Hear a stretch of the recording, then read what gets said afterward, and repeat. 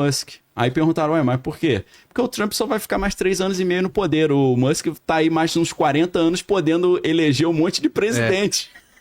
Eu falei, acho que os políticos vão pular do Musk. Mas o Trump não vai querer tentar um terceiro mandato? Mudar a lei? Eu acho que vai rolar. Você acha que ele vai tentar mudar? Eu acho que ele vai, difícil. Eu acho que já tem uma galera tentando. Mas acho que o Congresso barraria isso. Não vai deixar, né? Porque tem muito republicano que não é favorável ao Trump. Tem o republicano que é um republicano mais tradicional ali, né? Que não é trumpista, Reagan, não é maga, né? Não é maga. Não, esses caras tem bloqueariam. os Never Trumpers, né? Que são os caras que nunca apoiaram o Trump. E tem o Rhinos. Rhinos é rinoceronte, né? Mas RNO, que é Republican in Name Only. Republicano só nominalmente. É os Rhinos, né? Rhinos é um republicano só de nome, mas só de ocasião. Na votação ele vota junto com os democratas. E fora que ano que vem também tem as midterm elections aí. Exato, que pode fazer com que a Câmara faça vir democrata, né? Sim. E aí, pra mim, é o jogo econômico que vai definir. Se o Trump ele conseguir melhorar a economia dos Estados Unidos, que nem eu falei, é o gargalo em relação ao governo Trump por enquanto. Porque você tem ali o Federal Reserve falando que não vai baixar a taxa de juros, você tem uma perspectiva de uma guerra comercial com os Estados Unidos implorando para a China, pelo amor de Deus, vem das terras raras, senão isso compromete a nossa segurança, a nossa economia e tal.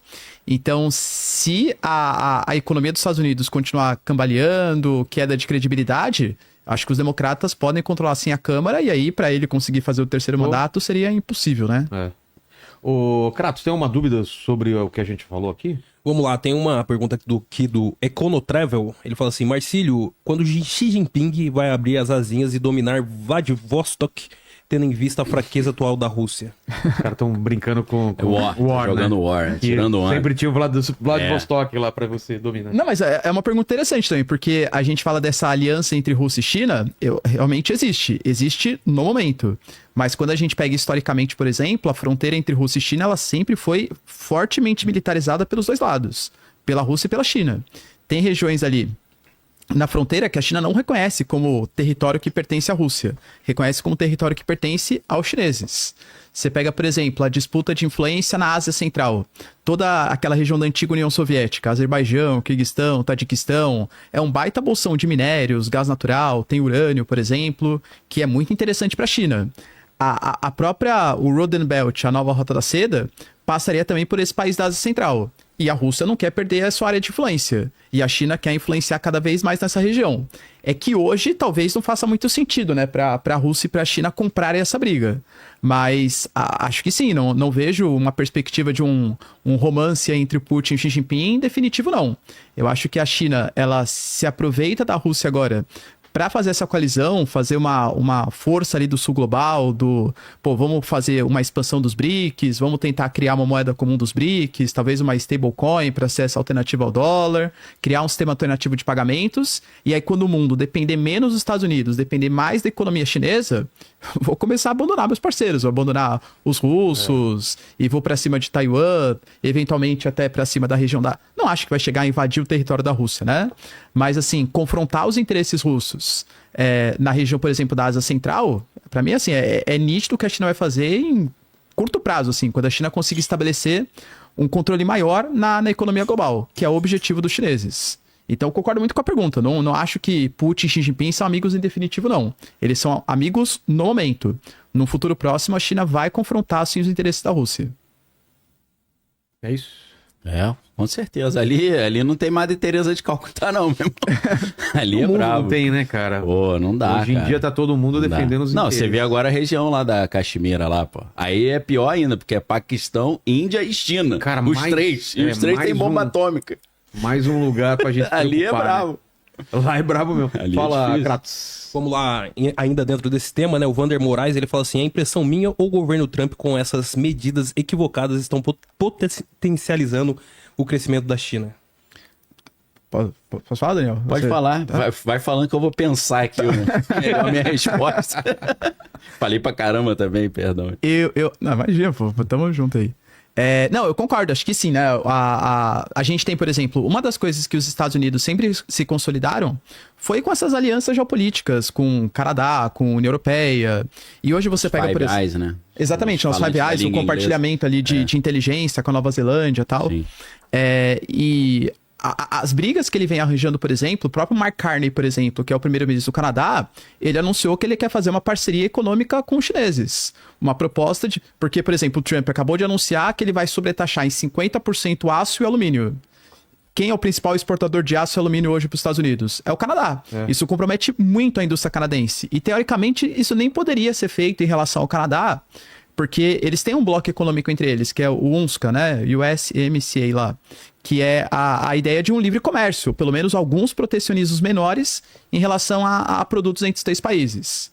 Então o Trump, comprando essa briga com vários países do mundo e países que são aliados estrategicamente, pô, ele tá... O que ele fez, por exemplo, no Canal do Panamá, que ele conseguiu agora retomar a área de influência, navios militares passarem pela região, ele quer confrontar, por exemplo, o território da Groenlândia. Pô, quando que a gente ia imaginar que ele falou até em uso de força militar, que eu vou atacar a Groenlândia, que é um território que pertence à Dinamarca, só que a Dinamarca é um membro da OTAN. Então... E, aliás, tradicionalmente, a Dinamarca é um grande aliado militar dos Estados Unidos. Então, pô, até fica estranho, né? Porque se um país ataca um membro da OTAN, teria que convocar os outros membros para defender o país que foi atacado. Então, vai convocar a OTAN para defender de um ataque dos Estados Unidos? Como que fica? Então, hoje, de fato, né? Você pega, por exemplo, a Europa, ela vem tentando retomar o protagonismo militar para depender menos dos Estados Unidos. Os países estão percebendo que depender só dos Estados Unidos é muito perigoso. Que é o que manteve a hegemonia americana, né?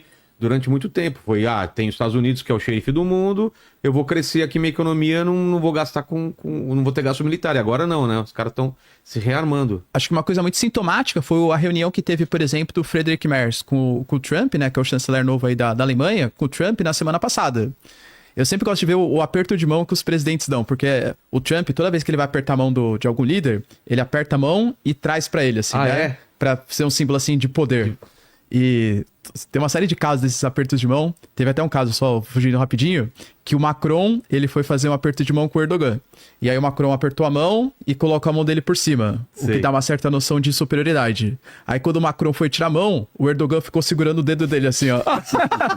E aí o Macron queria tirar o dedo assim, não tirava, ficava segurando o dedo do Macron. Pegadinha do Erdogan. E como foi o aperto de mão com o... E aí o Trump foi lá, puxou, o Friedrich Merz puxou de novo, assim. Então ficou um puxando a mão do outro. Nessa parada, cara. É legal pra mostrar um poder, assim, né? E a Alemanha tá anunciando que eles vão ser o maior exército... já no banheiro, né? Boa, Os caras medindo, né? a competição, né? Olha lá o dedinho. Aí, ó, Cara, que engraçado isso. E ele ficou um tempo assim, não soltava o dedinho do Macron. Curioso. E o Friedrich Merz, ele tá com planos assim de uma... Ele fala, né, que ele vai ser... A Alemanha vai voltar a ser o maior exército do continente europeu.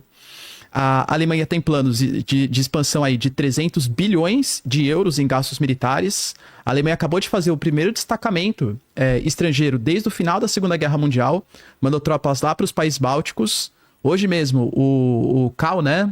Esqueci o primeiro nome dele, mas que é o chefe da inteligência alemã, identificou pelo Serviço de Inteligência da Alemanha que a Rússia planeja fazer uma ação militar nos países bálticos em um futuro próximo. Mandando o que eles chamam dos Little Green Guys, né? Que é o exército não oficial da Rússia. Como assim? A Rússia manda tropas que não estão com vestimenta, identificação da Rússia. Isso aconteceu na Crimeia, por exemplo. Quando começaram as manifestações ali na Crimeia, primeiro chegaram alguns militares que não tinham uma identificação que eram Rússia.